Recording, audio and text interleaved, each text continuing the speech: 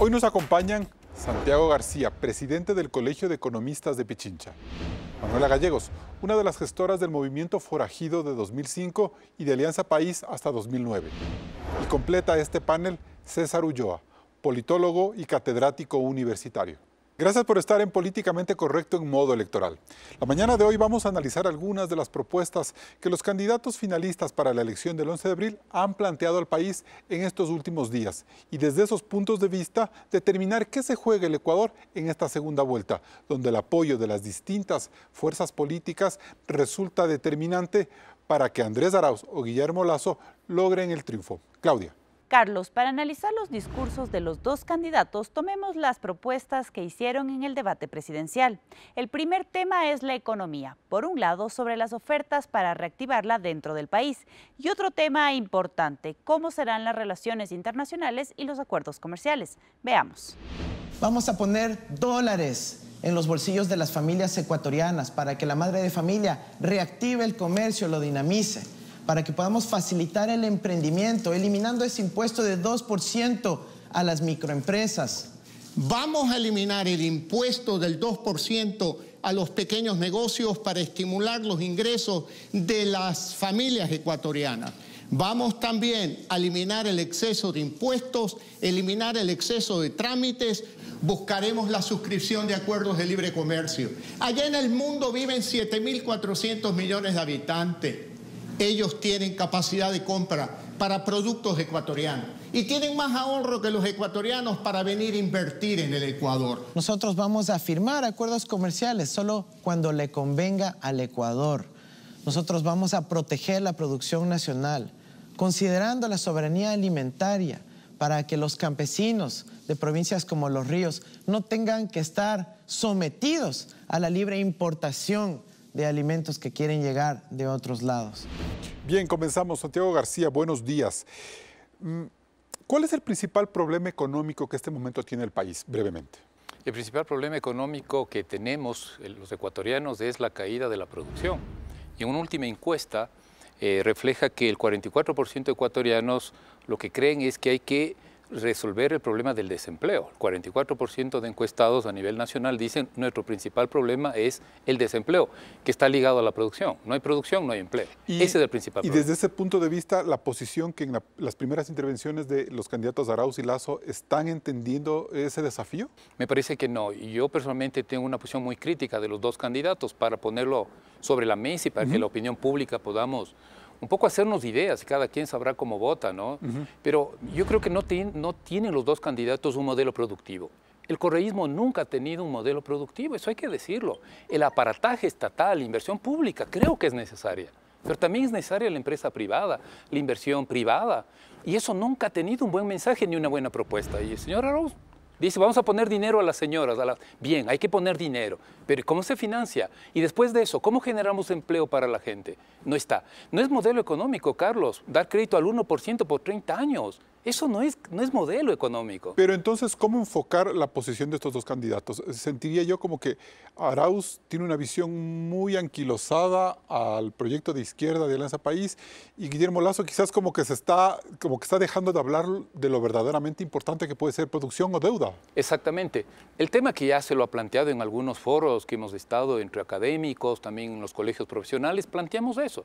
Vivimos una época del COVID-19 dramática, que se ceba en la pérdida de empleo. El último año perdimos 650.000 empleos, solo en el 2020, empleos formales. Por eso es que nuestros jóvenes no encuentran empleo, no encuentran opciones. ¿Quién debe generar ese empleo formal? Exacto, La empresa privada vamos. Y la microproducción. Exactamente. Yo creo que debe generar la empresa privada y el modelo correísta no dice eso. Está claro. Pero hay un punto en que uno debe encontrar una razón de ser. En el Ecuador, la inversión privada está ligada a la inversión pública. No sé, por 100.000 razones. Entonces, el discurso son incompletos de ambas partes. No puedo confiar exclusivamente en una inversión privada que no viene, ni confiar excesivamente en una inversión pública que no tengo financiamiento. Perfecto. Manuela Gallegos, ¿y por qué tenemos que insistir en los mismos debates económicos de hace 16 años cuando hablamos que los TLCs todavía no terminamos de resolvernos como ecuatorianos si convienen o no convienen, si es que hay que seguir con la dolarización o hay que seguir jugando con ella hasta ver hasta cuándo nos aguanta? ¿Por qué 16 años después seguimos con ese mismo debate? Porque en este país no hay iniciativa desde las propuestas de gobierno. Yo he sido una pequeña y mediana empresaria toda mi vida. Para los que creen que uno lo que espera es un puestito en el gobierno, jamás. Siempre he sido independiente. Sabemos que la mayoría de los negocios son de familiares o personales, ¿no? Este pequeño negocio, las grandes empresas son pocas, pero los ecuatorianos tienen mucha inventiva y mucho deseo de trabajar. Y evidentemente yo creo que el mayor problema en este momento es el empleo. Y respecto a quisiera yo tomarme un tiempito sobre la entrega de dinero de Arauz. Ojalá traigan el dinero que se llevaron, pues, ¿no? Ahí sería justo que entreguen al pueblo y devuelvan lo que se llevaron, ¿no? Pero tomar el dinero del mismo pueblo para engañar a un sector de la población y comprar el voto, porque para mí eso es una compra descarada del voto, me parece indignante. O sea, no se está solucionando el problema, como decía Santiago García, productivo, sino simplemente se está solucionando un problema monetario inmediato, es decir, la necesidad de la gente que tiene por tener unos $1000. La verdad es que yo soy una persona muy respetuosa del trabajador y he estado siempre al lado de ellos, he luchado por los derechos, pero también creo que hay derechos también de los que producen, sobre todo estos pequeños y medianos, ¿no? Como ha sido mi experiencia. Aquí las condiciones para empezar una empresa, sea pequeña o mediana, es absolutamente injusta, complicada, y luego no hay ningún apoyo estatal, que debería ser el apoyo. Por ejemplo, tomar un ejemplo, en lo que yo trabajé hasta el año 2019, que vendí mi hostal después de 30 años, con mucho dolor.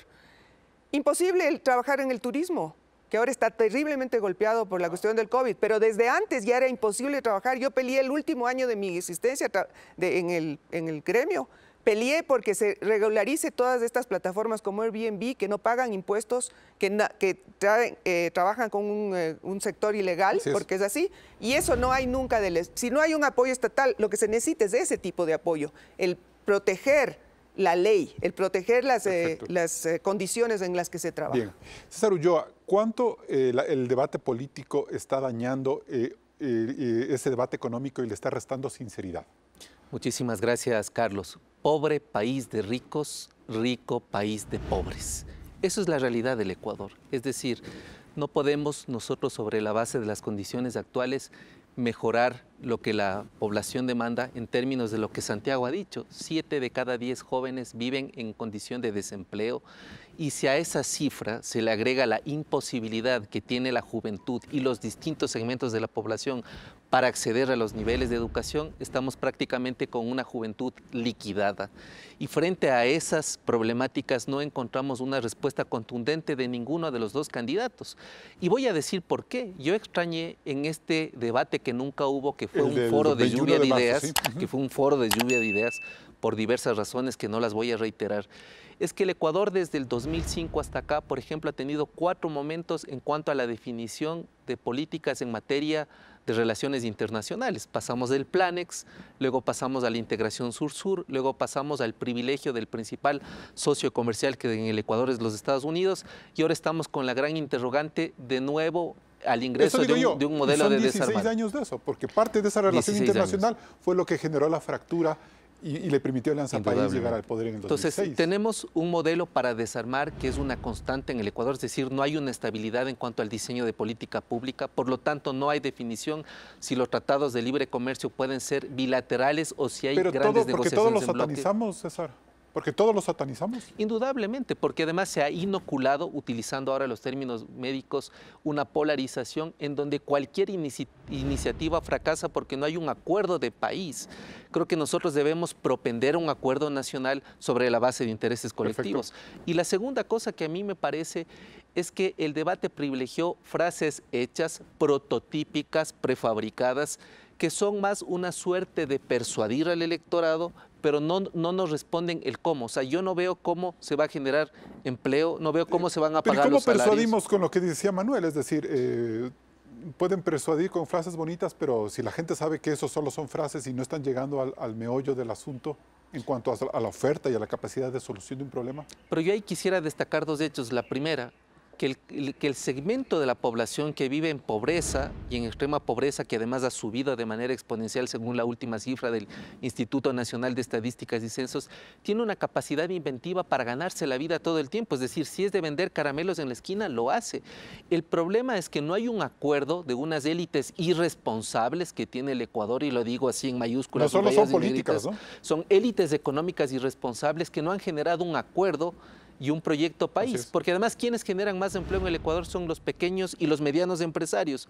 La pregunta es, ¿y qué pasa con los grandes empresarios que se han lavado las manos, están mirando desde lejos lo que sucede y tampoco hay una propuesta potente para sacarle al país adelante? ¿Esos empresarios están apostando por quién es el que gana las elecciones o tienen un acuerdo político de decir por él vamos a luchar en esta campaña? Ellos apuestan por los dos, porque seguramente les dará igual quién gobierne en la medida que se resguarde sus intereses. Entonces aquí es un llamado muy fuerte a esas élites empresariales que se han portado de una forma bastante indiferente frente a la realidad que atraviesa el Ecuador. Con estas primeras reflexiones nos vamos a un corte comercial. Seguimos en Políticamente Correcto. Recuerde que este programa se retransmite en Radio Sucesos 101.7 FM Quito y hay un reprise a las 20 horas. Regresamos enseguida con más de este debate, un Ecuador en disputa. Estamos a 15 días de la final y la mayoría de los candidatos que participaron en la primera vuelta ya definieron su apoyo por uno de los dos finalistas. Recordemos que el 7 de febrero Andrés Arauz obtuvo 3.033.791 votos y Guillermo Lasso 1.830.172, quedando 4.407.000 votos de los 14 candidatos que no entraron en el balotaje aún por conquistar. Si bien en un país con tan poca militancia partidista los votos no son endosables, la opinión de sus dirigentes sirve como una guía. Así vemos que el voto de Javier Hervas por Guillermo Lasso podría tener incidencia en su casi 1,5 millones de electores. Por Lasso también dijeron que votarán Pedro José Freile, Lucio Gutiérrez, Guillermo Celi, César Montúfar, Gustavo Larrea, Giovanni Andrade y Paul Carrasco. Mientras que Isidro Romero apoyaría a Andrés Arauz, al igual que Jimena Peña, quien dijo que no votaría por Guillermo Lasso. La posición de Gerson Almeida, Juan Fernando Velasco y Carlos Zainay no ha sido definida. La incógnita en estas elecciones radica en el comportamiento de los electores de Yacu Pérez luego de que el movimiento indígena se inclinara por el voto nulo. En este sector hay 1.798.057, la porción más importante de todo el tablero en disputa. Por otro lado, está el margen de gobernabilidad de Arauz o Lasso en la próxima asamblea, donde el correísmo tendrá 49 escaños, Pachacutic 27, la ID y el PSC 18 sillas cada uno, Creo 12 legisladores, así como otros 13 asambleístas de las minorías. Si Andrés Arauz gana la presidencia, necesitaría 20 escaños más para tener una mayoría, mientras que Lasso contaría con su aliado del PSC y tendría que dialogar con la ID y el movimiento indígena, además de las minorías, para conseguir 39 escaños más. La nueva legislatura contará al menos con 94 legisladores de los 137 que se inclinan desde el centro izquierda hasta la izquierda radical, marcando una ruta clara sobre el tipo de reformas que se harán en 4 años. ¿El escenario de gobernabilidad que tendrá el país a partir del 11 de abril está definido? Carlos. Bien, César Ulloa, ¿el voto de Hervas por Lasso necesariamente va a incidir en su electorado? Igual podríamos decir que el voto nulo de Yacu necesariamente va a incidir en su electorado. Parecería una frase hecha igual que los candidatos expresaron en el debate, pero no hay transferencia de votos. Sí creo que va a mejorar el palmarés, va a mejorar el rendimiento de la votación de Lasso con la declaración de Javier Hervas, lo que le ha traído un tremendo problema dentro de la izquierda democrática, pero yo no creo que va la totalidad de los votos de Javier Hervas para Guillermo Lasso, porque la izquierda democrática, que en su denominación habla de izquierda, dentro de las grandes discusiones internas había una posición de nunca ir por la derecha. Entonces yo creo que ahí hay una complicación. Sin embargo, va a haber una buena votación, indudablemente, que irá por sobre todo la votación de los jóvenes que votaron. ¿Y cómo evaluar el papel de la izquierda democrática como partido frente a lo que hasta podría llamarse un desaire a Javier Hervas, que es su nuevo líder y quien le permitió este despunte electoral? O sea, ¿hay cómo entender esa doble cara de la izquierda democrática? Bueno, la izquierda democrática ha tenido siempre la estrategia del avestruz, es decir, meter la cabeza y mostrar el cuerpo. Por cierto, un saludo cordial a los amigos de ese partido, luego no me van a querer saludar el día lunes. Pero yo sí creo que es importante decir que la izquierda democrática logra reflotarse alrededor de una figura fuerte, lo que hace que en el Ecuador tampoco salgamos de la personalización de la política. Es Entonces, decir, ¿qué impacto más tiene? O sea, ¿qué impacto tiene más en el anuncio político, el de Hervas o el de la izquierda democrática? Más fuerza tiene el anuncio de Hervas, porque además Hervas es alguien que en 45 días más o menos de la campaña, ha logrado lo que la izquierda democrática no ha logrado desde el 2003. Es decir, han pasado cerca de 18 años para que la izquierda democrática provoque un fenómeno que yo llamo el retorno de los dinosaurios. Es decir, nuevamente los partidos tradicionales vuelven a la escena de competencia política. Pero eso es positivo, César. Indudablemente es positivo. Ahora, el reto de la izquierda democrática, como algunos otros, es crear partidos políticos fuertes. Ya, perfecto. Vamos a seguir hablando de eso, Santiago. Santiago García. ¿Y qué reforma económica se puede impulsar con una asamblea de 94 legisladores que van desde el centro izquierda hacia la izquierda radical, con posiciones bastante dogmáticas, como podría manejar el bloque de 27 legisladores de Pachacutic, por ejemplo? Yo creo que lo más importante desde la ciudadanía es pedir a los políticos hoy en asamblea, que han entrado a la Asamblea Nacional, que sientan al país. No puedo decir otra cosa, que lo sientan. Y sentir es con dolor, cómo estamos atravesando una crisis económica, social, política muy dura.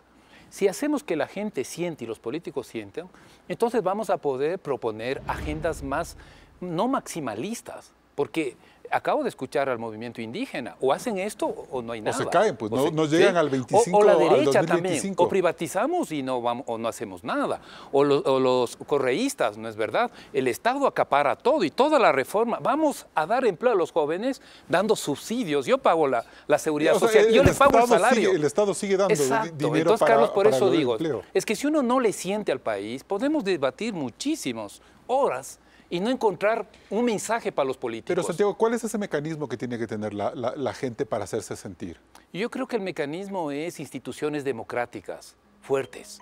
La academia ha salido del debate, César lo decía en un editorial. Yo soy crítico y por eso me quedan viendo mal mis colegas académicos. ¿Por qué? Porque la academia hace lo poquito, o quizás lo mucho. Hace lo mismo que los empresarios esperando a ver quién gana para ver cómo nos alineamos. También, sí, porque yo tengo colegas que están reclamando subida de sueldos en plena crisis. Pero es de eso, es de ese no sentirle al país. Pero si este país necesita, por ejemplo, Santiago García, una reforma laboral, porque quizás los acuerdos internacionales sea más fácil que un presidente lo maneje, pero si necesitamos una reforma laboral, ¿cómo lo logramos con una asamblea que políticamente se puede desgastar reduciendo beneficios a los trabajadores? Claro, entonces yo lo que creo ahí viene, ¿no es cierto?, un conjunto de movilizaciones sociales, un conjunto de toma de conciencia de los políticos, no pueden ser tan insensibles. Entonces, hoy necesitamos sentir al Ecuador, es necesaria una reforma laboral, por ejemplo, no extrema. No podemos ir al extremo.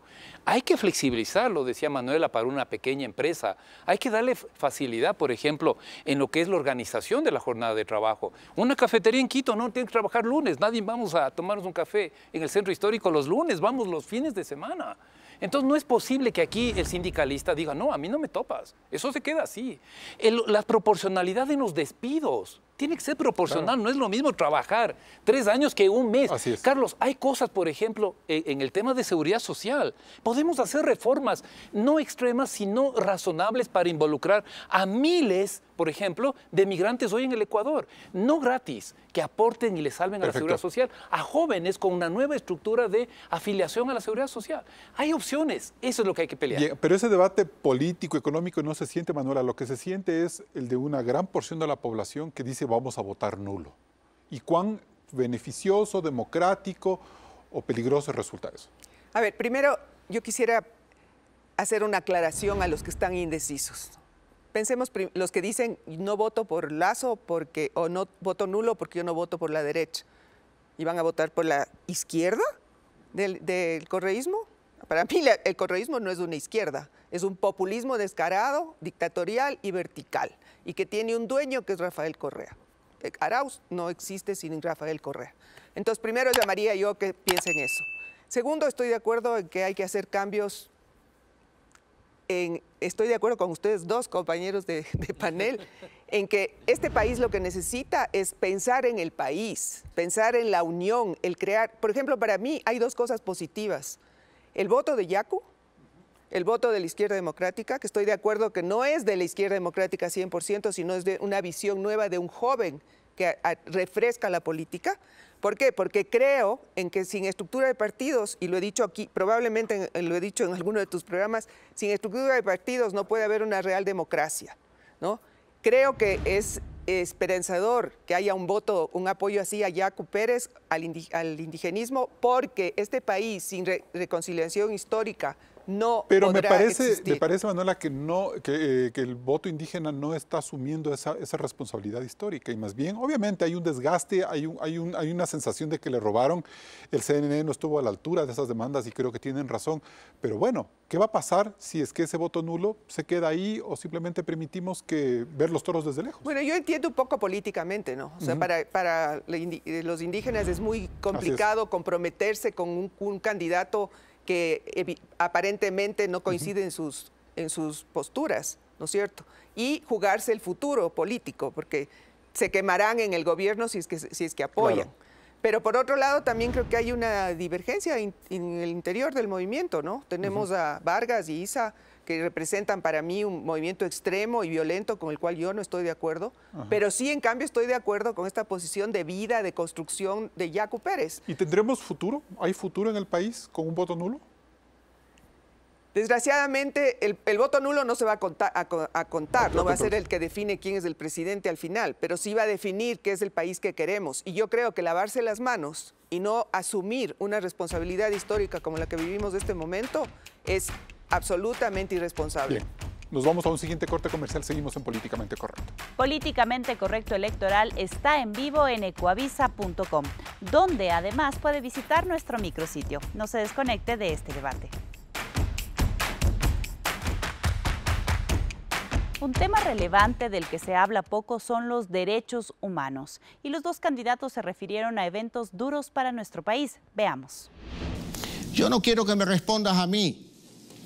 En este caso, Andrés, respóndele a la esposa del general Gabela, aquel general que fue asesinado en circunstancias muy sospechosas.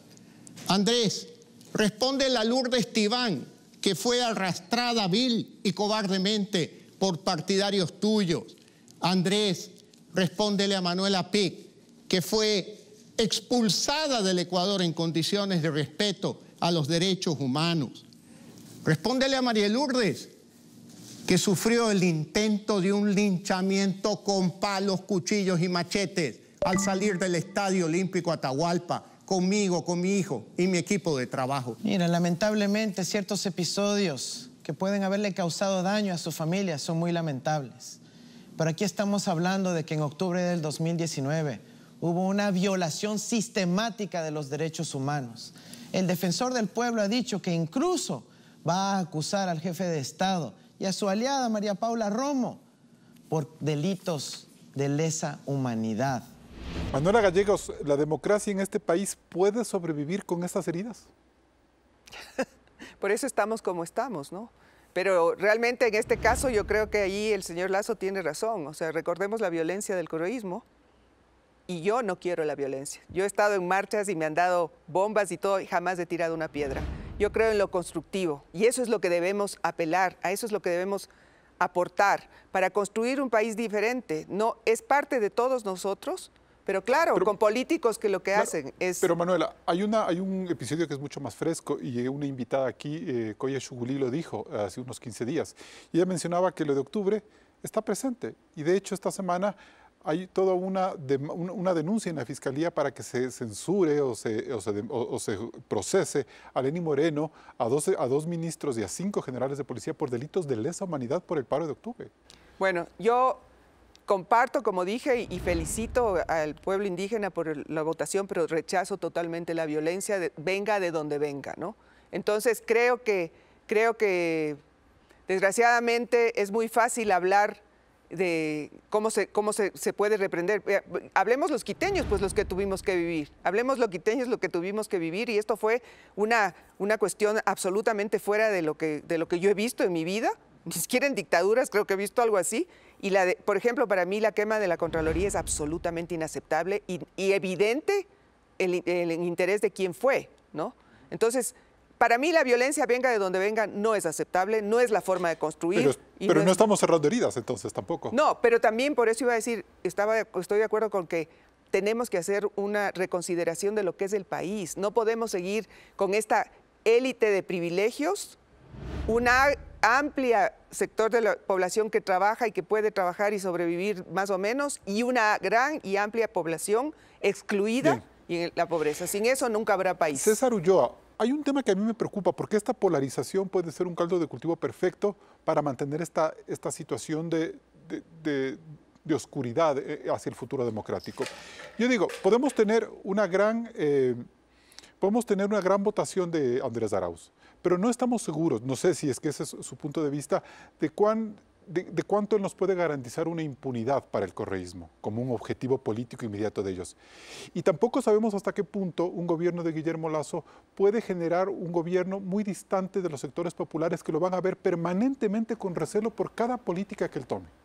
En el Ecuador hay 3 problemas drásticos y la fuente del Latinobarómetro de las Américas nos dice al 2018, antes de pandemia, en su último informe, que apenas 1 de cada 10 ecuatorianos cree en el otro. Es decir, en el Ecuador vivimos un caldo de cultivo que se llama desconfianza. Por eso la gente dice no hay en quién confiar. Y luego, más del 30% de la población, según el Barómetro de las Américas, asocia a políticos como corruptos. Es decir, hay una descomposición social en quienes nos gobiernan. Y el tercer problema es el problema de las violencias. Hablo en plural porque se expresa de distintas maneras. Y en ese sentido, el Ecuador está atravesando un proceso acelerado de descomposición social que conecta bastante bien con quienes defienden la polarización que ahora se ha traducido o ha ido mutando a fragmentación. Cuando el candidato del correísmo dice que lo lamenta, a mí me causa escalofrío porque él lo que debía decir de manera contundente es que el Ecuador debe ser un país con 0 violencia. No se puede justificar, no se puede, ¿no es cierto?, pasar por alto la violencia a ninguna persona que está siendo agredida. ¿A usted le preocupa el papel que pueda jugar el correísmo en un eventual gobierno de Arauz por todo el tema judicial que ha sido transversal durante estos 4 años? Es decir, un juzgamiento, una sentencia contra ellos. Indudablemente, claro que me preocupa, porque además durante la campaña hemos visto una serie de expresiones de Rafael Correa, quien tutela a su candidato, en donde de manera bastante cínica, porque además quien ya perdió la vergüenza, según los griegos, se convierte en cínico, está, ¿no es cierto?, haciendo escarnio público con una serie de lideresas. Y hace 2 semanas, varias lideresas ecuatorianas a quienes nosotros le debemos mucho respeto por su trabajo en materia de progresividad de derechos, fueron linchadas en el Twitter. Entonces, si eso hace el jefe de campaña, que está desde Europa manejando los hilos, ¿qué puede hacer su pupilo cuando dice de manera bastante fingida que lo lamenta? Santiago García, pero por eso no están votando la gente. Estos son los temas que no orientan a la gente a votar. ¿Por qué están votando a la gente? Yo creo que hay un tema, y aprovecho para mencionar rápidamente unas cifras de una encuesta. Se le pregunta exactamente por qué votaron en la primera vuelta. Y entonces hay algo interesante. Dicen votaron el 31% por Arauz porque ofrece volver al bienestar del pasado. Y le ponen 0 a Lasso, porque claro, no hay referencia. Pero cuando se le vuelve a preguntar a los votantes, ¿por qué votaría por Lasso? Porque va a mejorar la economía. Y le pone una nota más baja a Arauz. Entonces aquí es un choque, ¿no?, de posiciones. Unos que quieren el tema social a toda costa, lo cual es comprensible, un país desigual, complicado, y otros que, no es verdad, dejan lo social y se meten en el tema económico. Pero a Manuela Gallegos y a César Ulloa sí les preocupa el pasado violento que lo mencionó Lasso, y eso nos refleja en las encuestas. Sí, es de clima social, me decía. Sí, de clima social. Luego hay una pregunta bien interesante. ¿Por qué votaron por Herbas? Porque representa cambio, 32%. Ajá. ¿Y por qué votaron por Yacu? Porque representan cambio, 32%. Y el resto tienen unos porcentajes bajísimos. Es decir, Arauz y Lasso no representan cambio en este país. Pero yo yo no puedo llevar un mensaje, entonces no votemos por nadie. No, nuestra propuesta es, mi propuesta en caso personal y como representante de un gremio importante, como académico, es ampliar las agendas, ampliar la agenda en la Asamblea, ampliar la agenda de política pública del gobierno nacional. Creo que es la salida. Claro, porque lo que me preocupa es la advertencia que hace Pachacuti, por ejemplo, de decir, si no hacen el plan económico que a nosotros nos conviene, vamos a tener un octubre Lo comenté, Carlos, antes lo del comenté, 2025. sí. Yo creo que ahí hay un desafuero, yo creo que hay que llamar un poco al debate. El problema, César y Manuela, nos estamos desgarrando el Ecuador. No tenemos mecanismos institucionalizados para resolver los conflictos. Entonces, el conflicto económico que está presente, no hay mecanismos de salida. Entonces la asamblea, la nueva asamblea, yo tengo un poco más de confianza en la nueva asamblea. Hay gente nueva quizás dispuesta a cambiar de mentalidad. Que vean esto, que estas cifras está diciendo la gente, los millennials, la mitad de los votantes, nosotros queremos cambios. No queremos lo mismo y lo mismo. Bien, nos vamos a un siguiente corte comercial y volvemos con un tema muy importante para la ciudadanía. Luego del corte seguiremos con el análisis. ¿Cómo será el plan de vacunación de los dos candidatos? No se desconecte.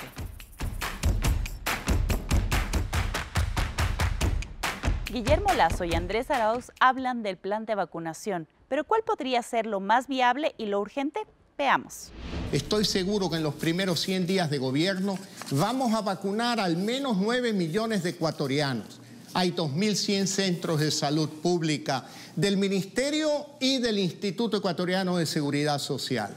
Con 50 vacunados promedio por centro, llegamos a 9 millones de ecuatorianos en los primeros 100 días. Nosotros por eso proponemos una vacunación universal y gratuita. Pero la vacuna no se pone sola. Tenemos que reincorporar a 6.000 profesionales de la salud despedidos en el gobierno de Moreno y Lasso. Tenemos que dotar de estabilidad a quienes nos salvaron la vida. Luego de estas intervenciones, Arauz criticó la ayuda de la sociedad civil durante la emergencia sanitaria de hace un año y Lasso respondió. Hay que reconocer que efectivamente el Fideicomiso Salvar Vidas puso unos dólares para poder ayudar a muchas familias del Ecuador. Pero yo quisiera preguntarle, a modo de réplica, si no cree que hubiese sido mejor una contribución especial a las utilidades de la banca que en el 2019 y en el 2020 sumaron cerca de $1.000 millones. ¿Qué opina sobre eso? En tu gobierno, Andrés, se crearon impuestos especiales para el terremoto de Manta y Esmeralda. Y ese dinero no llegó ni a Manta ni a Esmeralda. Por lo tanto, yo creo que la acción y el trabajo de la sociedad civil complementaria al gobierno es fundamental. La corrupción y la ineficiencia desgastan muchos recursos de salud. Bien, Santiago García, es así de sencillo, simplemente cambiamos de presidente y podemos solucionar el plan de vacunación. Creo que cambiando de presidente sí se va a avanzar bastante, pero ¿se soluciona el plan de vacunación con esa ligereza? No, yo creo que los ciudadanos estamos reclamando seriedad y compromiso de las autoridades para llevar adecuadamente un buen plan de vacunación. Y el mensaje, la gente más clara en materia sanitaria, nos da un mensaje clarísimo. Para poder avanzar la vacunación se necesita utilizar el Sistema Nacional de Salud. ¿Cuál es el Sistema Nacional de Salud? Público, privado y comunitario. Menciona a Lasso, por ejemplo. Menciona a Lasso, yo encontré esperanza en los dos candidatos, porque no va a haber reactivación económica sin un buen plan definido e implementado de vacunación. Hasta ahí creo que todo el debate algo positivo fue eso. Pero hay un tema que a mí sí me llama la preocupación, es decir, esa distancia con la que Arauz mira el papel que puede generar la sociedad civil y la empresa privada en ayudarnos a solucionar y ayudar a los gobiernos a solucionar el problema de vacunación. Entonces dice, mejor, en lugar de que usted dé dinero, era de que le pongan otro impuesto. Ese es un error y que eso lo comenté al inicio del programa. Precisamente una de las falencias de toda la propuesta correísta, lo digo con fines directos, constructivos, porque no sé quién gane finalmente en abril, pero no hay un buen discurso, por ejemplo, para reactivar la producción. No puede ser la reactivación solo una potestad o una función del Estado. Se necesita la empresa privada, la economía popular y solidaria. Siento que lo mismo también se lo lleva al tema social, ¿no? Quizás eso es una crítica que hay que decirla así, con firmeza. Sus planteamientos son más restringidos al gran rol del Estado y esa es la falla en América Latina. Claro. No confiar en la ciudadanía. Yo no veo, por ejemplo, salir en la vacunación si no se les involucra a los hospitales, a las clínicas privadas. Y están surgiendo unos mapas interactivos, no sé si han visto, en donde dicen que Ecuador va a ser el país que más se va a demorar en llegar a una inmunización de rebaño que le va a tardar hasta 4.000 días, que son como, no sé, más de casi 8 años, no sé. Eso sí lo hace la burocracia. si se aplica el Sistema Nacional de Salud es otra cosa. Pero el Sistema Nacional de Salud también hay que hacer entender a la gente y a los políticos. Tiene un régimen comunitario, por ejemplo. ¿Por qué no puedo desconcentrar a los gobiernos seccionales, manejar bien el tema sanitario, hacerlo adecuadamente? Claro. ¿Por qué no puedo responsabilizar a las clínicas privadas? ¿Por qué no puedo hacer bien con los hospitales de la Seguridad Social? Este esfuerzo salimos juntos. Pero si el planteamiento es no, olvídate, el privado y el comunitario me vale nada, entonces es un mal mensaje. Ahí sí, no vamos a estar de acuerdo porque va en contrasentido de la lógica y lo que el país necesita. Bien. Manuela Gallegos, ¿y quién capitaliza este desencanto ciudadano, esta bronca ciudadana por cómo se ha manejado el tema de la vacunación? Bueno, primero, creo que la palabra bronca es la que tenemos que poner en tapete, ¿no? Ahí es una pelea entre Arauz para desprestigiar al otro lado y creo que así fue el debate. O sea, el desprestigio y cómo es la costumbre correísta. Yo creo que tenemos que encontrar una forma de solucionar el problema de la vacunación y estoy de acuerdo en que debería ampliarse a todo espacio posible. Inclusive, si es que los que tienen para pagar pueden pagar, que paguen. Porque si pueden pagar sin desmedro del número de vacunas para los demás, para liberar el espacio público para que puedan ser atendidos los más necesitados, que son los que están en más riesgo, ¿no es cierto? Miren lo que cuesta el cuidar a un enfermo, privado o público. Entonces, yo creo que esto de desvirtuar el espacio privado es una técnica del correísmo para manejar todo ellos. Y ya vimos lo que pasó cuando manejaron todo ellos, los sobreprecios, la pérdida de dinero, la ineficiencia en muchas cosas que eran puros oropeles, y este rato vemos que mucho de eso no sucedía, como la famosa Refinería del Pacífico, que solo existía en la mente de pero ahora se le va a plan a reactivar. Ese es un plan de obra pública del gobierno de Arauz. Fácil es volver a decir, ya tenemos la mejor refinería de América, como lo decía Glass, y ahí vemos lo que tenemos. Vuelvo con la pregunta, César Ulloa. ¿Quién se está beneficiando de este desencanto por el gobierno de Moreno y por la ineptitud y por la indiferencia y por la indolencia en el tema de la vacunación? El jefe de campaña de Andrés Arauz, cuando no está Correa, es Lenín Moreno. Porque lamentablemente las equivocaciones de un gobierno que no da pie con bola ha hecho que el hashtag Lazo es Moreno cale en esa población que cree que los privilegiados o la sociedad que ha tenido o el segmento de la sociedad que ha tenido la posibilidad de vacunarse lo ha hecho. Entonces, indudablemente, ahí hay un nicho que va a creer, ¿no es cierto?, que todo aquello que sucedió con el traidor, pongo entre comillas, que es el discurso que ha manejado Correa, beneficie a Arauz. Pero yo creo que el tema de la vacunación requiere 4 elementos. Primero, relaciones.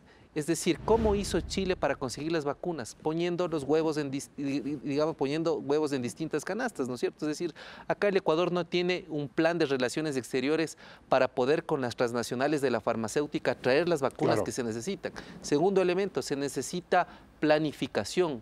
Yo no creo que el ministro en 78 horas haya hecho el plan. Pero si no lo hizo Ceballos en un año de trabajo y el presidente ni siquiera sabía que había plan. Aunque claro, en la época del Rincón del Vago todo se puede, no se copia y se pega. El tercer elemento que se necesita es técnica, porque es un tema, ¿no es cierto?, de tener unidades de atención primaria, sistema de salud. Y el cuarto es ética, que creo que eso es lo que necesita el proceso de vacunación. El país necesita ética. Por eso yo creo que uno de los elementos esenciales, indispensables, inevitables, urgentes para cualquier candidato que gane es un pacto social por la vida, porque está en juego la vida de los ecuatorianos y las ecuatorianas. ¿Cómo construir ese pacto social, Manuela Gallegos? Bueno, yo creo que primero es una... Usted intentó uno hace 15 años y salió, según usted, todo mal. Sí. Bueno, porque... Primero, yo creo que siempre he dicho, las cosas tienen que construirse desde abajo. Si no hay una buena base, unos buenos cimientos, ni una casa puede subsistir, ¿no es cierto? Entonces, yo llamo a todos los que nos están escuchando a meditar profundamente en su participación, en su papel en el proyecto país. No país de Correa, sino el proyecto Ecuador, ¿no es cierto? Todos tenemos que ser parte, todos tenemos que involucrarnos, todos tenemos que informarnos y luego ser responsables de nuestra acción política y nuestra acción ciudadana en todo espacio. Ahora, Santiago García, desde ese punto de vista, si los partidos están algunos renaciendo, otros entrampados, usted siempre menciona los gremios como un escape para poder generar este tipo de consensos? Yo creo que necesitamos de Ecuador mecanismos institucionalizados para salir del conflicto. Toda sociedad tiene conflicto, toda. Veamos el caso chileno, que creo que es una de las sociedades quizás más coherentes. Y el Estado le ha dado una lección a quienes trataron hace un año y medio de socavarlo. Pero han podido resolver en gran parte, hoy están en una asamblea constituyente, en fin. O sea, lo que los ecuatorianos no tenemos son esas salidas institucionalizadas, porque aparece el mesiánico, de ambos lados, Manuela, no solo de izquierda, de derecha también, mi modesta opinión. Entonces uno dice, ¿cómo hacemos? Yo lo que diría, más de la participación, el conocimiento, necesitamos movilizar las fuerzas sociales y sus gremios profesionales tan venidos abajo por un gobierno que de un jalón nos puso sobre el piso. Corrido. Y no es verdad, quizás con algo de razón, yo también reconozco, mucha gente hace politiquería en los gremios y lo ha hecho y eso se cortó, pero se cortó todo, nos cortaron casi la vida los gremios. Pero lo otro también es la academia. Entonces, Carlos, ahí hay un amplio espectro. Los ciudadanos invertimos en la educación superior y la educación superior tiene que jugarse más del poncho. Es mi posición en propuestas, no hacer partidismo, no ser una institución orgánica en función de un movimiento político, no, en función de los ecuatorianos. Ahí hay un rico proceso todavía inexplotado en el Ecuador. Nos vamos a un siguiente corte comercial.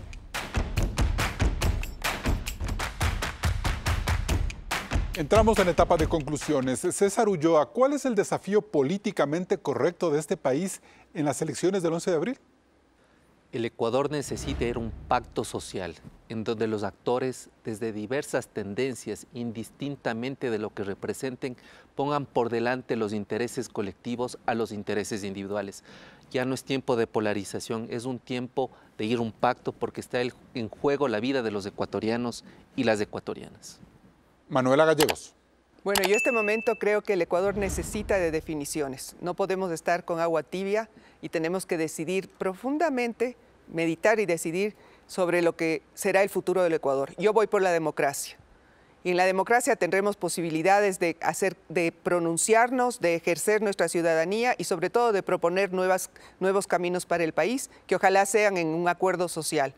Por lo tanto, mi voto será por el que me garantiza por lo menos la democracia, que es Guillermo Lasso y no Correa, al cual con su representante Arauz ya conocemos cuáles son sus formas de gobernar, impositivas, dictatoriales y verticales.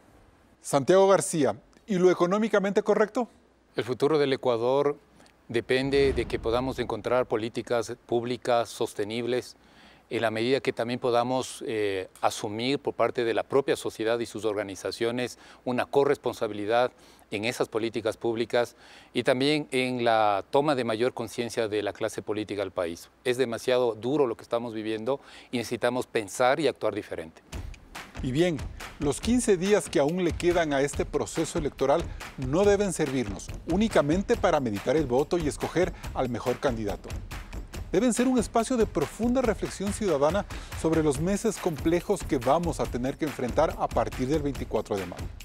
Si Guillermo Lasso gana la presidencia de la República, tendrá enormes dificultades para establecer un canal de diálogo serio y estable con una asamblea que, por su composición ideológica, pondrá reparos a su programa de reformas económicas al punto quizás de desestabilizarlo. Y si gana Andrés Arauz, se abrirá una serie de interrogantes sobre el liderazgo y la independencia que tendrá su eventual gobierno frente a su mentor político, el expresidente Correa y sus aliados, que pese a haber sido procesados por la justicia, hoy juran venganza. ¿Cuál será la posición de Arauz frente a este escenario?